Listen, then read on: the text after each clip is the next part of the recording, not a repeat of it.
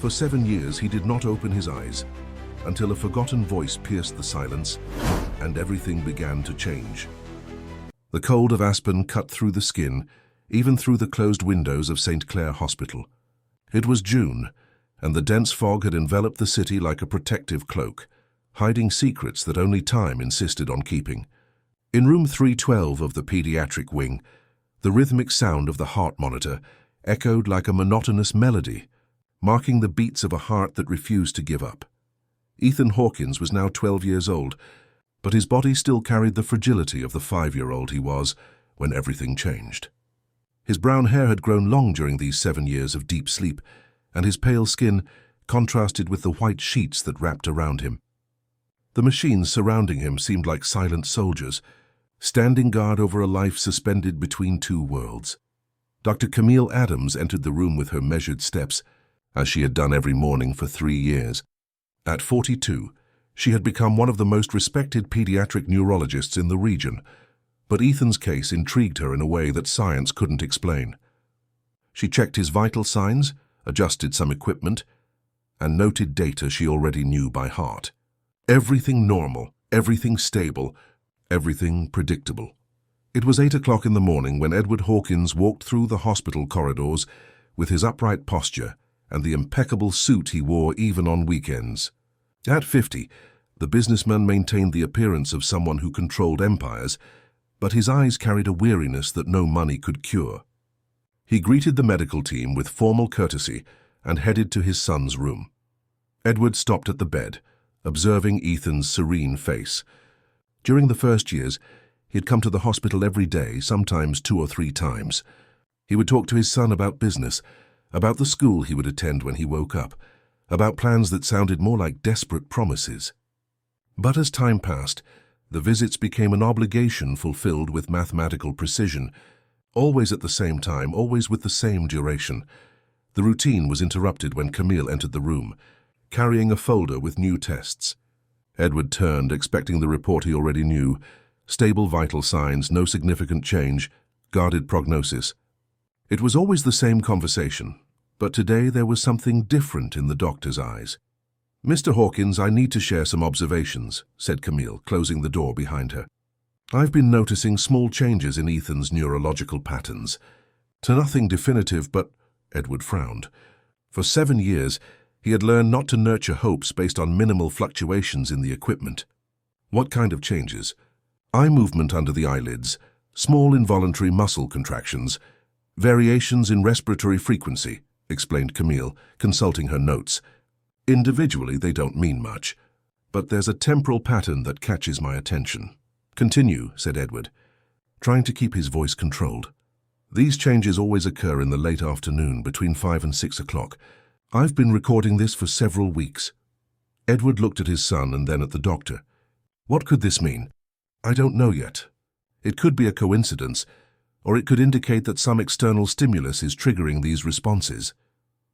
Before Edward could respond, a nurse gently knocked on the door and entered with a shy smile. "Dr. Adams, sorry to interrupt, but the girl is here again." Camille sighed. "Thank you, Marina. Tell her she can come in a few minutes." Edward raised an eyebrow. "What girl?" The doctor hesitated for a moment. "It's a peculiar situation, Mr. Hawkins. A few months ago, a girl started showing up here. She must be about 12 years old. She comes to visit Ethan." "What do you mean?" Edward's voice rose a notch. "Who authorized this?" "Technically, no one," admitted Camille. "She simply appears. She knows the corridors as if she worked here. At first we thought about turning her away, but she doesn't cause any problems. She just sits next to Ethan for a few minutes and then leaves." Edward went to the window, processing the information. In 7 years, no child had shown interest in visiting his son. Ethan didn't attend school when the accident happened, and his social contacts were limited to household staff and some distant cousins who rarely appeared. "And do you think there's a connection between this girl's visits and the changes you've observed?" asked Edward. "The temporal coincidences are remarkable," replied Camille carefully. "But I prefer not to jump to conclusions." At that moment, light footsteps echoed in the corridor. Edward turned to see a thin girl entering the room. Her brown hair was tied back with a faded ribbon, and she wore clean but clearly old clothes. What caught his attention most were her eyes, large, dark, and incredibly determined for someone so young. The girl stopped when she saw Edward, but showed no intimidation. "Good afternoon," she said simply, as if it were the most natural thing in the world. "Hello," responded Edward, studying her face. "You are Lily," she said, approaching the bed without ceremony. "I came to see Ethan." Edward watched as Lily pulled up a chair and sat beside the bed. She took Ethan's hand carefully, as if she had done it 1,000 times before. There was no drama in her gestures, no apparent sadness, just a disconcerting familiarity. "Lily," repeated Edward. "How do you know my son?" The girl looked at him for a moment before answering. "We were friends," before he fell asleep. The simplicity of the response disarmed Edward. For 7 years, he had lived with complex medical terms, scientific explanations, and somber prognoses. No one had ever referred to Ethan's condition as falling asleep. Camille observed the interaction in silence, making mental notes. It was the first time Edward was present during one of Lily's visits, and the tension in the air was palpable. "Where did you meet?" insisted Edward. Lily gently caressed Ethan's hand. "In the church square. He liked to draw the stained glass windows." Edward felt a tightness in his chest. Ethan really did have a habit of running away from home in the months before the accident. The nanny at the time always found him in different places, and he never explained where he had been or with whom. Edward, absorbed in business, didn't pay proper attention to these episodes. "Did you live in town at that time?" asked Edward. "I live here," replied Lily, not taking her eyes off Ethan. "With whom?" Lily hesitated for the first time. "By myself." The silence that followed was filled only by the sound of the monitors. Edward exchanged a concerned look with Camille, who approached Lily carefully. "Lily, do you have any guardian?" "Someone who knows you come here." The girl finally looked at the doctor.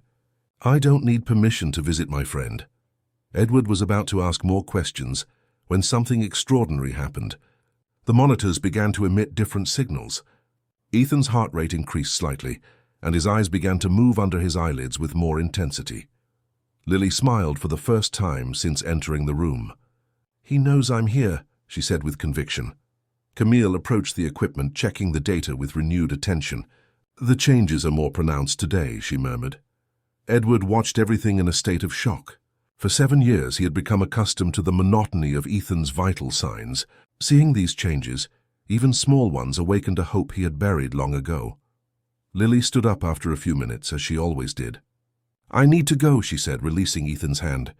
"I'll be back tomorrow." "Wait," said Edward quickly. "Where are you going?" "I need to talk to you." Lily stopped at the door and looked at him with disconcerting maturity. "Oh, you don't believe me." "It's not that," protested Edward. It's hard to understand." "I know who you are," said Lily calmly. "And I know you remember that night." Edward felt his blood freeze. What night? But Lily had already left, leaving only the echo of her words and an atmosphere charged with mystery. Edward remained motionless, processing what he had just heard. Camille observed the monitors, where Ethan's signals gradually returned to their usual patterns. "Dr. Adams," said Edward with a hoarse voice, "I need to know everything about this girl, everything." The doctor nodded, understanding that something far beyond medicine was unfolding in that room. As the sun set over Aspen, tinting the sky with shades of pink, a story buried for 7 years began to emerge from the shadows, bringing with it secrets that would forever change the lives of all involved. If this story interested you, don't forget to subscribe to our channel and give a like. Tell us which city you're watching from. We'll continue. Edward couldn't sleep that night. Lily's words echoed in his mind like a persistent echo. "I know who you are, and I know you remember that night." What night? What memories could a 12-year-old girl have of events that happened when she was barely born? The next morning, before even going to the office, Edward drove to St. Clair Hospital. He found Camille in the doctor's lounge, reviewing medical records with a steaming cup of coffee beside her. "I need to talk to you about the girl," said Edward without preamble. Camille looked up from the papers.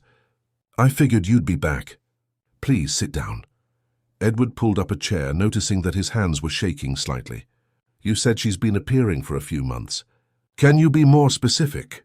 "March," replied Camille immediately. "First week of March.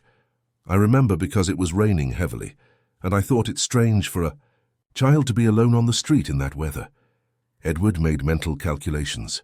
March 7 years since Ethan's accident.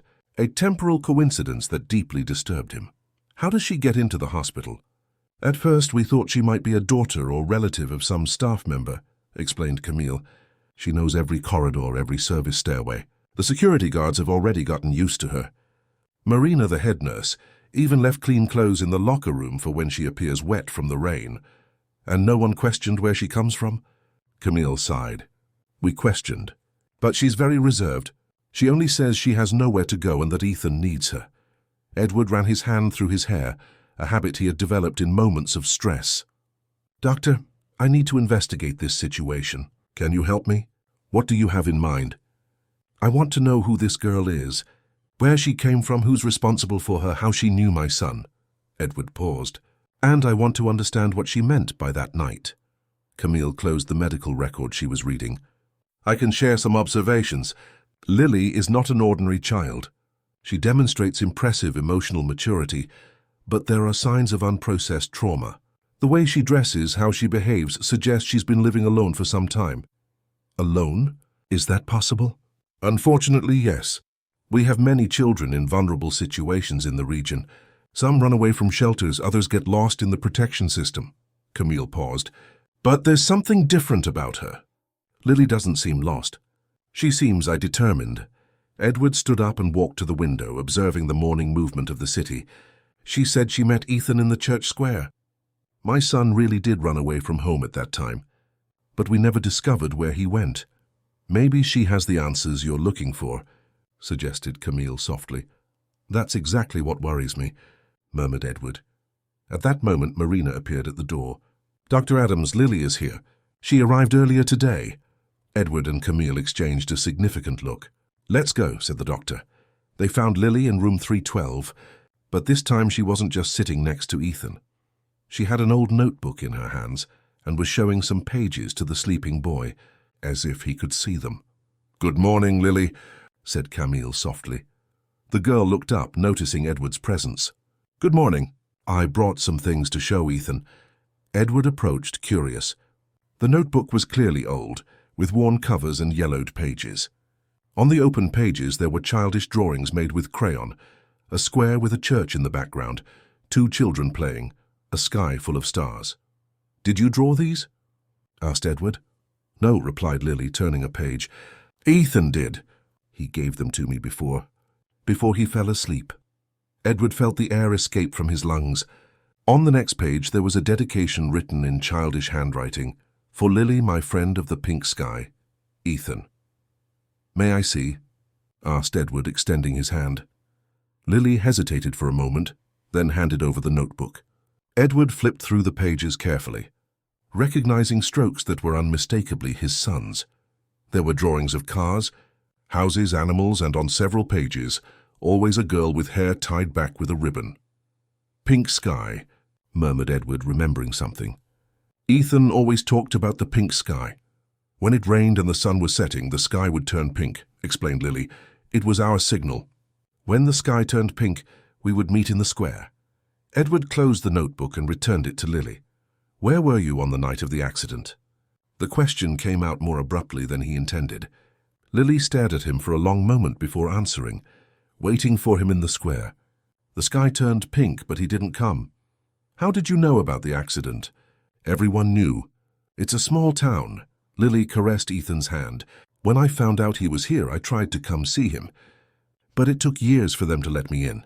Camille approached. Lily, where do you live? With whom? I live in various places, replied the girl vaguely. There are good people in town who help me. Edward realized he wouldn't get direct answers this way. He changed his strategy. Lily, would you like to come have lunch with me today? We can talk better. The girl looked at him with suspicion. Why? Because I want to better understand the friendship you had with my son. And because, Edward hesitated, because maybe you can help me be a better father to him. Lily considered the proposal for a few minutes. Can I come back after lunch to see Ethan? Of course. Then I accept. Edward said goodbye to Camille and left the hospital with Lily. During the journey to a nearby restaurant, he observed the girl in the rearview mirror. She maintained an erect posture, looking out the window attentively, as if memorizing every detail of the city. At the restaurant, Edward chose a reserved table. Lily examined the menu seriously, finally ordering a simple dish. When the food arrived, Edward noticed that she ate slowly, savoring each bite. "How long have you been taking care of yourself?" asked Edward softly. "Quite a while," replied Lily without going into details. "And your parents?" Lily stopped eating for a moment. "They left when I was little." "Left for where?" "To a place from which you don't return." The poetic way she referred to the situation touched Edward deeply. "I'm sorry." "You don't need to be sorry. I manage well on my own." Edward observed the determination on the girl's face and felt a mixture of admiration and sadness. "Lily, on the night of Ethan's accident, you said something happened to me, too. What did you mean?" Lily raised her eyes from the plate, facing Edward directly. "You were in the car with him, weren't you?" Edward nodded slowly. "Yes, I was driving, and you couldn't avoid it. It wasn't a question, but a statement." Edward felt his hands begin to tremble again. "No, I couldn't." "Sometimes bad things happen even when we do everything right," said Lily with a wisdom disconcerting for her age. "My parents taught me that." "Your parents?" Edward leaned forward. "You remember them?" "I remember some things. My mother's perfume, my father's laugh, how they hugged me when I had nightmares." Lily smiled sadly. "And I remember the last time I saw them." "When was that?" Lily hesitated, as if deciding how much to reveal. "The same night that Ethan fell asleep." Edward felt as if the ground had opened beneath his feet. "The same night?" "Yes, they had gone out to pick me up. I was at a neighbor's house, and when it started raining heavily, they decided to come get me." Lily played with her fork. "They never arrived." "Lily," said Edward with a hoarse voice, "what was your parents' last name?" "Davis," she answered. "Robert and Claire Davis." Edward closed his eyes, feeling the world spin around him. Davis, he knew that name. It was in the police reports he had obsessively read in the months following the accident. Robert and Claire Davis, a couple who suffered a fatal accident on the same night, in the same region. Victims of the torrential rain that had made the roads of Aspen too dangerous for any driver. "My God," whispered Edward. Lily observed him calmly, as if she had been waiting for this reaction for years. "Now you understand why I need to take care of Ethan. We lost everything on the same night. He lost consciousness, I lost my family.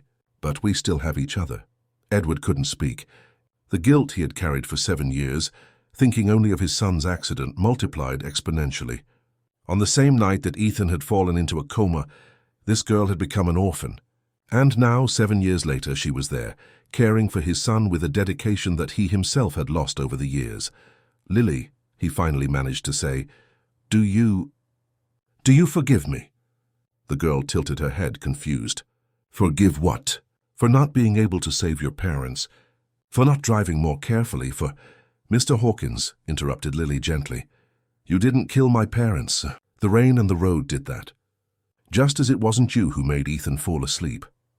Edward felt tears burn his eyes for the first time in years.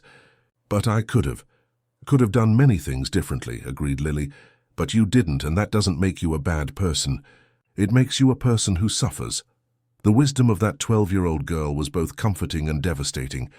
Edward realized that he had spent 7 years punishing himself for something that was perhaps beyond his control, while an orphaned child had found the strength to forgive and move forward. "That's why you take care of Ethan," said Edward, finally understanding. "You're the only ones left from that night." "We are survivors," agreed Lily, "and survivors take care of each other." Edward paid the bill in silence, processing all the revelations. When they returned to the hospital, he accompanied Lily to Ethan's room, observing with new eyes the girl's dedication. As Lily held Ethan's hand and whispered words of encouragement, Edward made a decision that would change the course of their lives. He would no longer allow this girl to live alone on the streets, and he would do everything in his power to ensure that both she and Ethan had a second chance at happiness. 2 weeks after the revealing lunch, Edward had completely transformed his routine. Every morning, before going to the office, he stopped by the municipal shelter, where he had discovered Lily was officially registered. The girl still preferred to spend nights in various places around town, but now she had clean clothes, regular meals, and for the first time in years, someone who cared about her well-being. You don't have to do this, said Lily. On the third morning, Edward appeared with breakfast and new clothes. I know I don't have to, replied Edward, extending a bag with fresh bread. But I want to. Lily accepted the food, but her gaze remained cautious. For how long? What do you mean? For how long will you continue to be kind to me? Until the guilt passes? Lily's direct question disarmed Edward. In recent years, he had become accustomed to superficial conversations in business and with the medical team. The girl's brutal honesty was both refreshing and challenging. It's not about guilt, Lily, it's about responsibility. What's the difference? Edward thought for a moment. Guilt is about the past. Responsibility is about the future. Lily chewed a piece of bread, considering the answer. And what do you want to do in the future? I want you to have a real home. I want you to go back to school. And I want us to continue taking care of Ethan together. Together? If you agree. For the first time since they met, Lily smiled genuinely. Can I think about it? Of course. That same day at the hospital, Camille was analyzing Ethan's latest data when Edward arrived for his daily visit. The doctor seemed excited, which was unusual for someone generally so contained. Mr. Hawkins, I need to show you something, she said, indicating the graphs spread across her desk. Ethan's neurological signals have changed significantly in the last 2 weeks. Edward approached, studying the papers.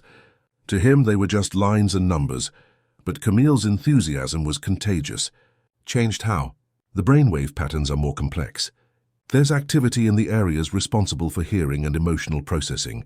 Camille pointed to specific markings on the graphs. And look at these times. All the most significant changes occur between 5 and 6 in the afternoon, when Lily is with him. Exactly. And there's more. Camille took another set of papers. Yesterday, when Lily was reading to him, we recorded coordinated eye movement. Not just random spasms. Intentional movement.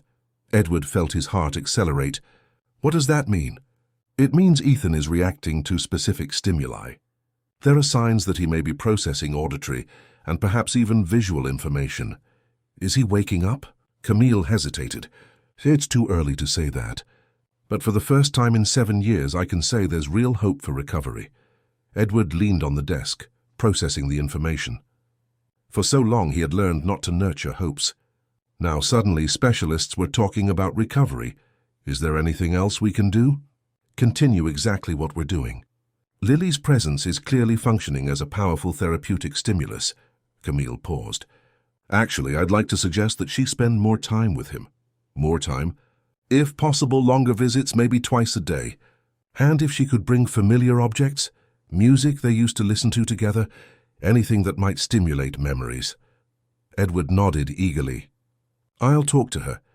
When they reached Ethan's room, they found Lily in her usual position beside the bed, but this time she was humming softly. Edward stopped at the door, recognizing the melody. It was a popular song that played on the radio 7 years ago. Did you listen to this music together? Asked Edward softly. Lily stopped singing and nodded. Ethan liked this song. He said it reminded him of his mother's embrace. Edward felt a tightness in his chest. He had forgotten that Anna, his ex-wife and Ethan's mother, used to hum this song to their son. Anna had left when Ethan was 3 years old, and Edward had done everything possible to avoid painful memories. Do you remember his mother? Asked Edward. Ethan talked about her sometimes. He said she had hair like the sun and smelled like flowers. Lily continued caressing Ethan's hand. He missed her. I forbade any mention of her after she left, admitted Edward reluctantly.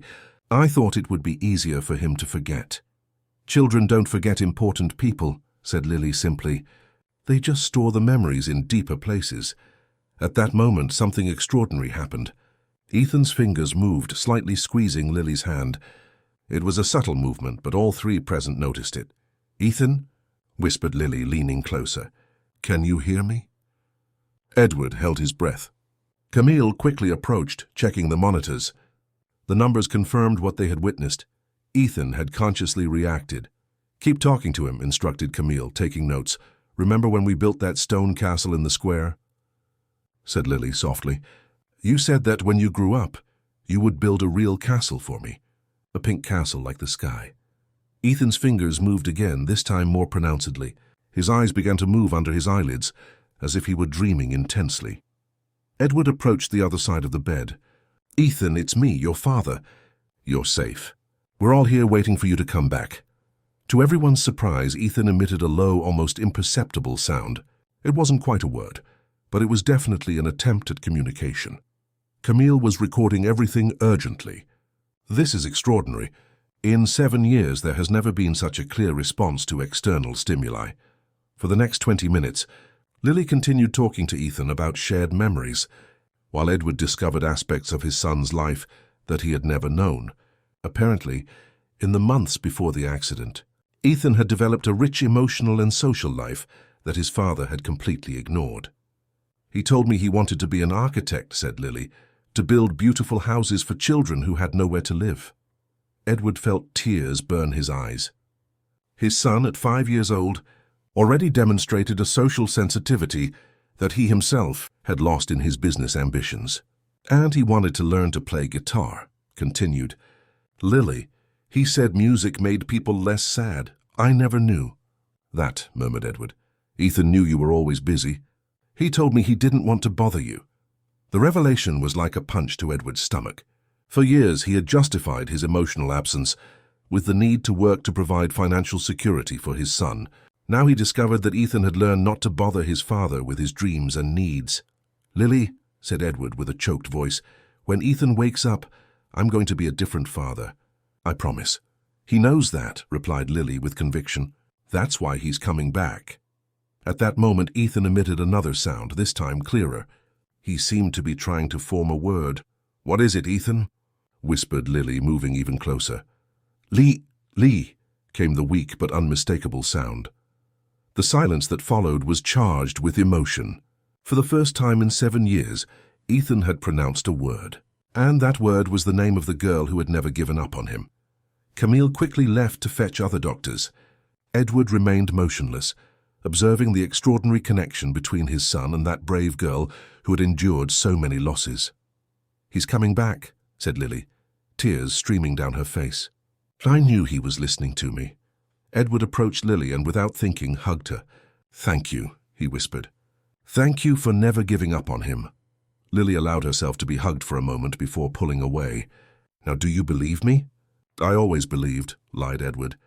"I was just afraid to hope." "Hope doesn't hurt when we share it with other people," said Lily wisely. When Camille returned with a complete medical team, Ethan had returned to silence. But the data recorded by the monitors confirmed that something fundamental had changed. The awakening process had officially begun. That night, Edward made 2 important calls. The first was to a lawyer specializing in adoption. The second was to a private investigator, asking to locate Anna, Ethan's mother. If his son was awakening, he would have the right to reunite with all the important people in his life. And Edward was determined to ensure that this time Ethan would have everything he deserved: a complete family, true friends, and the chance to fulfill all the dreams he had kept during 7 long years of sleep. If this story interested you, don't forget to subscribe to our channel and give a like. Tell us which city you're watching from. We'll continue. 3 weeks after Ethan's first word, Edward received the call he had been anxiously waiting for. The private investigator had located Anna. "She lives in Boulder, Mr. Hawkins," the man informed him over the phone. "Works as an art teacher at a local school. Remarried 4 years ago, has a young daughter." Edward wrote down the address and phone number, feeling a mixture of relief and apprehension. How to approach a woman who had abandoned her son 7 years ago? How to explain that Ethan was awakening and that he might need his mother? "Is there anything else I should know?" asked Edward. "She seems to have built a stable life. From the records I was able to obtain, she never attempted contact with you or Ethan after the separation." Edward thanked him and hung up the phone. Through his office window, he could see the Aspen Mountains covered by a light fog. In a few hours, he would be at the hospital to monitor Ethan's progress, who now pronounced a few words and moved his eyes more frequently. During the journey to the hospital, Edward thought about how to tell Lily about Anna. The girl had become not only a constant presence in Ethan's life, but also in his own. Edward had begun the legal processes to become Lily's guardian, and she now slept in the guest room of his house 3 nights a week. At the hospital, he found Lily reading aloud to Ethan. It was a children's storybook, and she was dramatically voicing the characters with enthusiasm. Edward stopped at the door, observing how Ethan's eyes followed the girl's movements. "Good afternoon," said Edward, entering the room. "Hi, Edward," replied Lily, using his first name as he had requested. "Ethan was very awake today. He even tried to smile when I told the story of the prince who planted flowers." Edward approached the bed. Ethan's eyes were open, still without complete focus but definitely conscious. When Edward held his hand, the boy weakly squeezed his fingers. "Hi, son," said Edward softly. "How are you feeling?" "Dad," whispered Ethan with a voice hoarse from disuse. It was only the third word he could clearly pronounce after Lily and water. "I'm here," replied Edward, fighting against emotion. "I'll always be here." Ethan tried to move his head toward Edward, but the movement was still limited. Physical therapy had begun a week ago, helping to strengthen muscles that had been inactive for so long. "Lily," called Ethan softly. "I'm here too," she said, taking his other hand. "I always have been." Edward observed the connection between the two children and took courage to approach the delicate subject. "Ethan, there's someone who would really like to see you." The boy's eyes turned to his father with curiosity. "Your mother," said Edward carefully. "I found her. She lives in another city, but if you want, I can call her." Ethan's reaction was immediate. His eyes filled with tears and he tried to speak, but he could only emit broken sounds. "Shh," whispered Lily, caressing his forehead. "Don't force yourself. You have time." "Mom," Ethan finally managed to say, the word coming out like a sigh laden with years of longing. Edward felt his chest tighten. "I'll call her today. Is that okay?" Ethan nodded weakly, closing his eyes as if the effort of processing the information was exhausting. That afternoon, Edward made the most difficult call of his life. His hands trembled as he dialed Anna's number. "Hello?" The voice was the same, but more mature, more serene. "Anna, it's Edward." The silence from the other end of the line lasted long seconds. "Edward, how did you get my number?" "Anna, I need to talk to you about Ethan." "Ethan?" Anna's voice became tense. "Did something happen?" Edward realized she didn't know about the accident. For 7 years, she had lived without knowing that her son was in a coma. "Anna, can you come to Aspen?" "It's important. It's about our son." "Edward, you're scaring me." "What happened to Ethan?" "I prefer to explain in person." "Can you come tomorrow?" There was a long pause. I have another family now, Edward. I can't just—" "Anna," interrupted Edward firmly, "Ethan needs you." "He always has." Anna's voice became choked. "I'll come. I'll travel tonight." After arranging the details of the meeting, Edward headed back to the hospital to tell Lily about the conversation. He found the girl in the corridor talking with Camille. "How did he react to the news?" asked the doctor. "He was emotional, but positively," replied Edward. "She's coming tomorrow." Lily remained silent, playing with the ribbon that tied her hair. "What is it, Lily?" asked Edward, noticing her thoughtful expression. "What if she wants to take Ethan away?" asked the girl softly. "What if she doesn't want me to stay close to him?" Edward knelt in front of Lily, holding her small hands. "Nobody is going to separate you two. I promise." "How can you promise that?" "Because now we're a family," said Edward with conviction. "And families protect each other." The next day, Edward was waiting in the hospital lobby when he saw a blonde woman approach the reception. Anna had changed. She was thinner and wore simple clothes. But he recognized her immediately. "Anna," he called, approaching. She turned, and Edward saw in her eyes the same expression as when they had met 15 years ago. But now there was also anxiety and something that seemed like guilt. "Edward, you look well." "I am. Thank you for coming." Anna looked around the hospital, processing the environment. "Why are we here? What happened to Ethan?" Edward guided her to the cafeteria, where they could talk in privacy.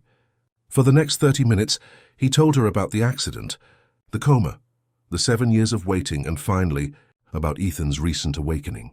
Anna cried silently as she listened, her hands covering her face. 7 years, she murmured. "He's been sleeping for 7 years, and I didn't even know." "Why did you leave, Anna?" asked Edward softly. "I never understood." "Because I was lost," she replied honestly. "I was 22 with a small child, a husband who only thought about work. I felt like I was disappearing little by little." Anna wiped away her tears. I thought it would be better for Ethan to have just one present parent than an unhappy mother. And was it? Asked Edward. No, admitted Anna. Not a day went by without me thinking of him. But the more time passed, the harder it became to come back.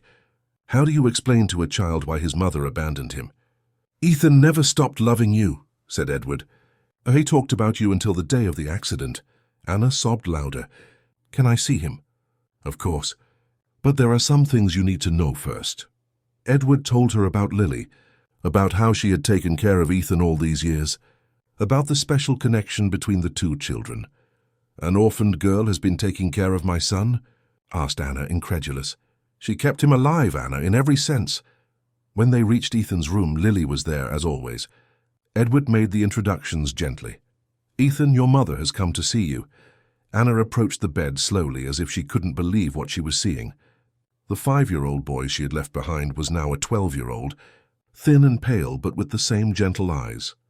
My baby, whispered Anna, touching Ethan's face softly. Ethan's eyes focused on Anna, and for a moment there was only silent recognition. Then slowly he smiled. Mom, he said clearly, extending his trembling hand toward her. Anna held her son's hand and cried openly. I'm sorry, my love. I'm sorry for leaving. It's okay, Ethan managed to say. You came back.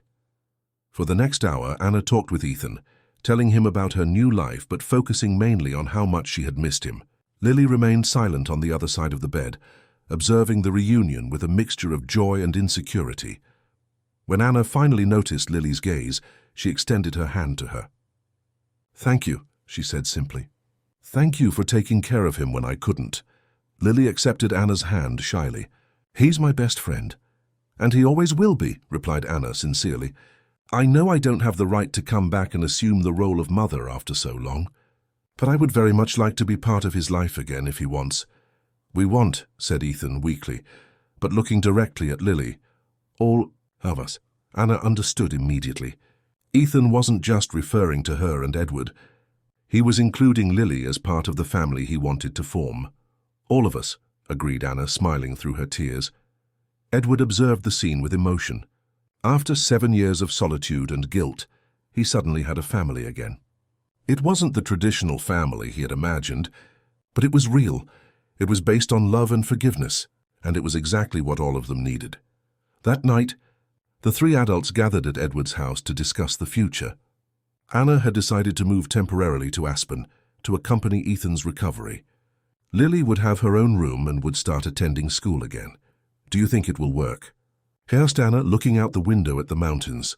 It will, replied Edward with conviction, because now we know what really matters. And for the first time in many years, Edward genuinely believed that the future would be better than the past. 2 months after the reunion with Anna, Ethan had made extraordinary progress. He could sit in bed for short periods, pronounce complete sentences, and his memory was gradually returning. Intensive physical therapy had strengthened his muscles, and the doctors were talking about hospital discharge within a few weeks. It was a September afternoon when Ethan asked a question that everyone expected but feared. Dad, how did I fall asleep? Edward was helping Ethan with motor coordination exercises when the question came. Anna and Lily were also in the room, and all 4 exchanged nervous glances. You don't remember anything? Asked Edward carefully. Ethan frowned as if trying to access distant memories. I remember being in a car. It was raining heavily. And I remember you talking on the phone. Edward felt the familiar tightness in his chest. For 7 years he had avoided thinking about the details of that night. Now his son was asking for the truth. Dad was working too much at that time, said Edward softly. I received calls at any hour of the day or night. But why were we in the car during the rain? Edward looked at Anna, who nodded encouragingly. It was time to tell the truth. You had run away from home again, explained Edward. The nanny called me saying she couldn't find you. I went out to look for you around town.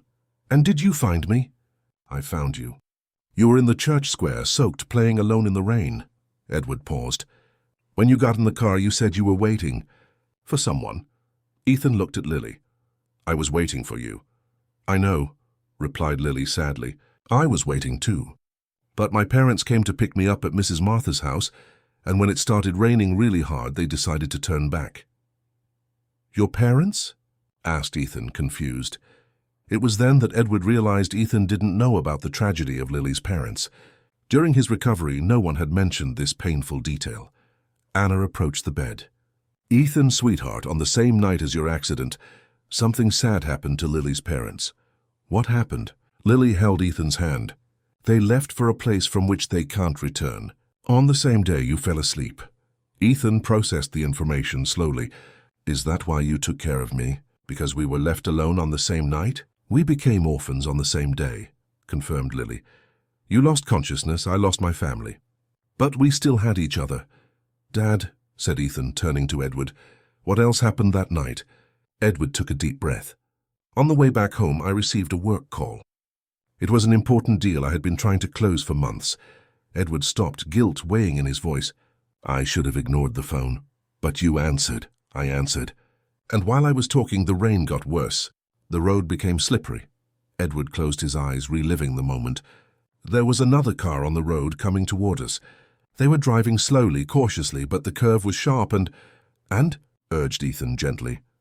"I tried to brake, but the car skidded. I managed to avoid a head-on collision, but we went off the road. You hit your head in the impact." "And the other car?" Edward looked at Lily with pain in his eyes. "They couldn't stop in time. Their car rolled over." Ethan followed his father's gaze and understood immediately. It was Lily's parents. "Yes," confirmed Edward with a choked voice. "Robert and Claire Davis. They were going to pick up their daughter." The silence that followed was laden with complex emotions. Ethan looked at Lily with an expression of deep understanding and shared pain. "That's why you never blamed me," Ethan finally said. "You lost your parents because of our accident." "No," said Lily firmly. "I didn't lose my parents because of you. We all lost together because of the rain, the dangerous road, bad luck." She squeezed Ethan's hand. "And we found each other because of love." Anna approached the two, tears streaming down her face. "You two children understood something that we adults took years to comprehend." "What?" asked Ethan. "That tragedies can either separate us or unite us," explained Anna. "You chose to unite." Edward stood up and walked to the window, observing the city below. "For 7 years I blamed myself for the accident. I thought that if I hadn't answered the phone, if I had driven more slowly, if I had been a more present father—" "Daddy," interrupted Ethan, using the affectionate nickname he hadn't said in years, "you didn't cause the rain. You didn't make the road dangerous. You were just trying to take care of me."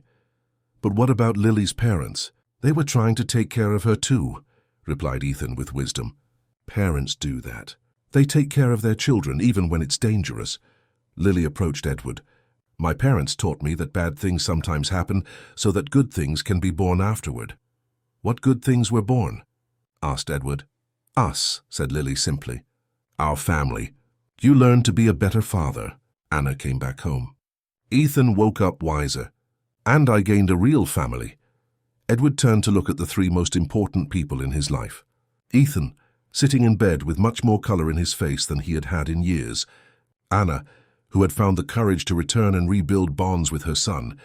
And Lily, the brave girl who had transformed tragedy into hope. "There's something else you need to know," said Edward, feeling it was time to reveal the last secret.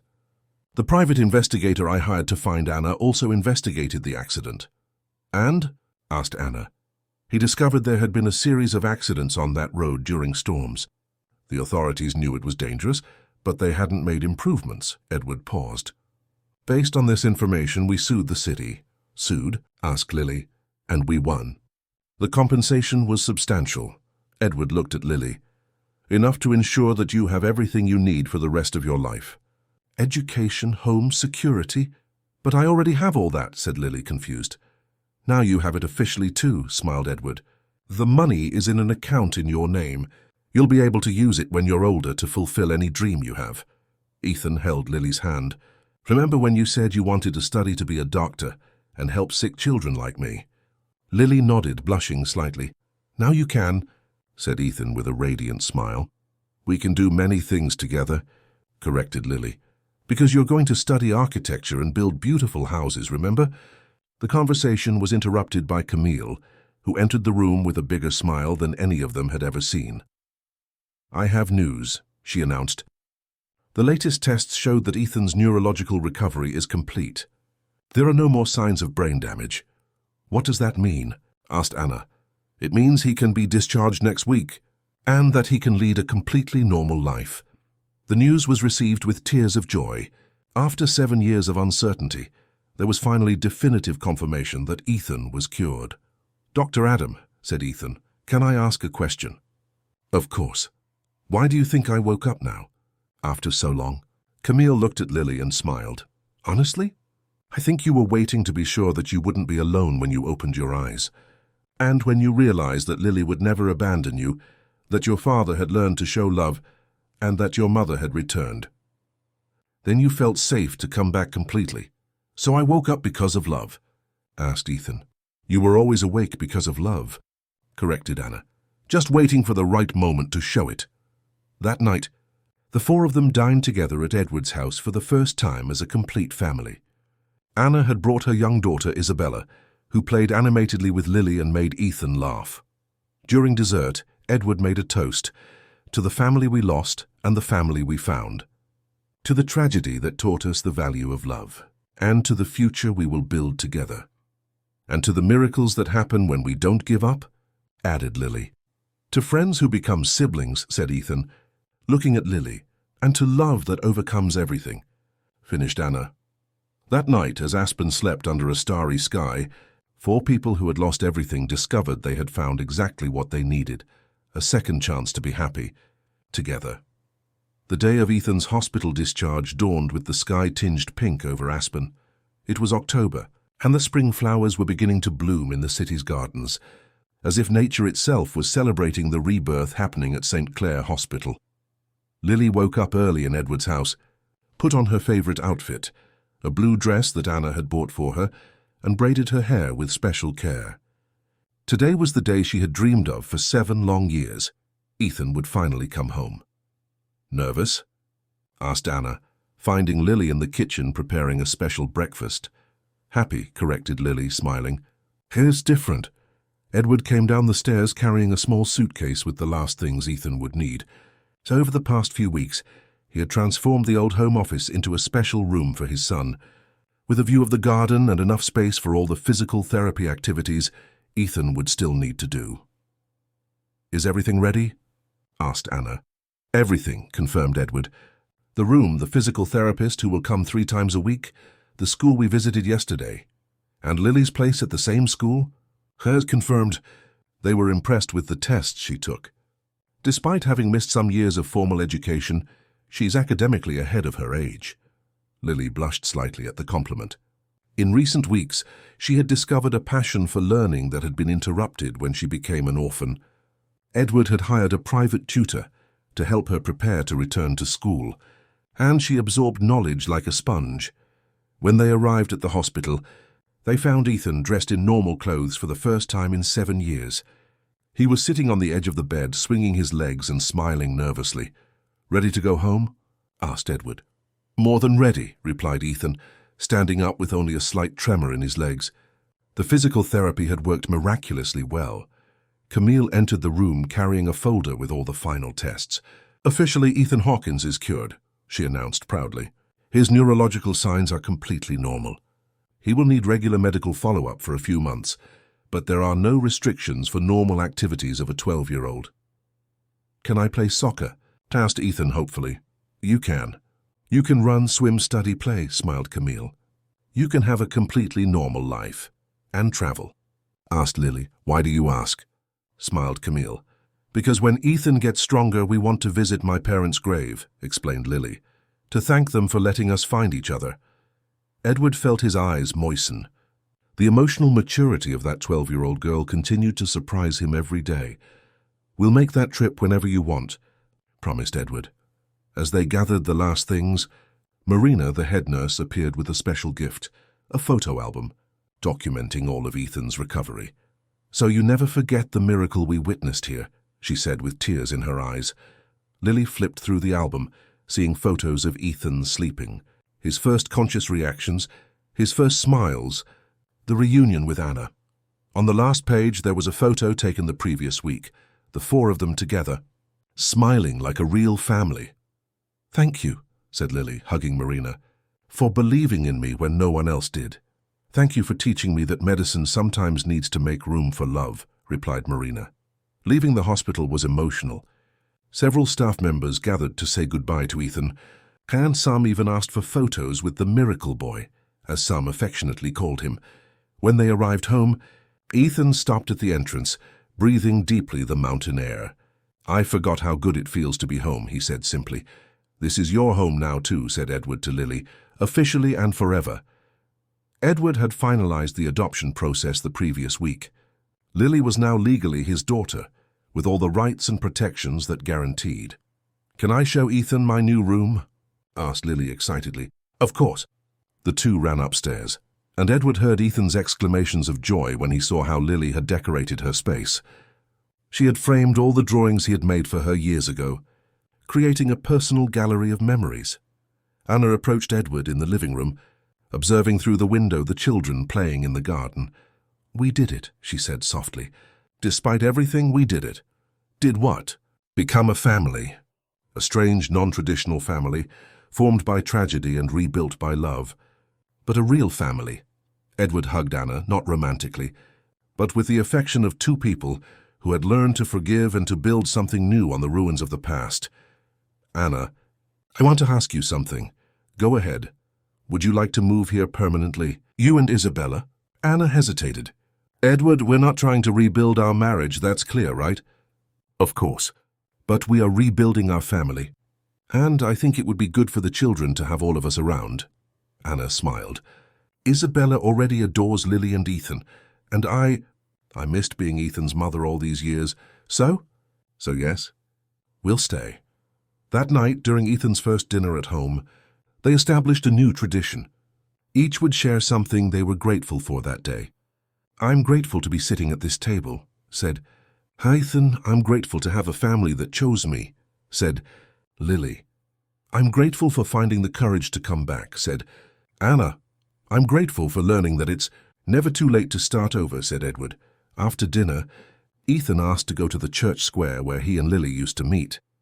They all walked together through the familiar streets of Aspen, until they reached the place where everything had begun. "This is where we met," said Ethan, sitting on the church steps. "And this is where we promised never to separate again," added Lily, sitting beside him. Edward and Anna sat behind the children, watching the city prepare for night. The sky, as if responding to a special call, began to turn pink. "Look," whispered Lily. "Pink sky." "Our signal," smiled Ethan. "Now that we're always together, we don't need signals anymore," said Lily. "But it's beautiful anyway." "It is," agreed Ethan. "And now we know that even when storms come, the pink sky always returns afterward." Edward observed the two children who had completely transformed his life. Ethan, who had awakened not just from a coma, but from a life without true purpose. Lily, who had transformed tragedy into hope and solitude into family. "Do you know what I want to do when I grow up?" said Ethan suddenly. "What?" everyone asked. "I want to build a hospital, a special hospital for children who need to sleep for a long time like I did. And I want it to have rooms with views of gardens, music all the time, and a special place where families can stay together. And I'll work there as a doctor," added Lily. "I'll take care of the sleeping children, and I'll teach their families to never give up." Anna and Edward exchanged an emotional look. Those two children, who had been through so much suffering, were already planning to dedicate their lives to helping others. "And what will you call the hospital?" asked Anna. Ethan and Lily looked at each other and smiled simultaneously. "Pink Sky Hospital," they said together. When they returned home that night, Ethan and Lily said goodbye with a long hug. It was the first of many good-night hugs they would give as real siblings. "Good night, Ethan," said Lily. "Good night, Lily. Thank you for never giving up on me." "Thank you for waking up."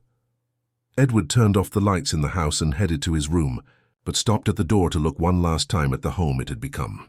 On the living room table, the hospital photo album was open to the page with the dedication Lily had written that day. "To our heart family, which proves that the best miracles are born from love that doesn't give up. 7 years after a terrible night that almost destroyed everything, Edward finally understood that some stories need to pass through the deepest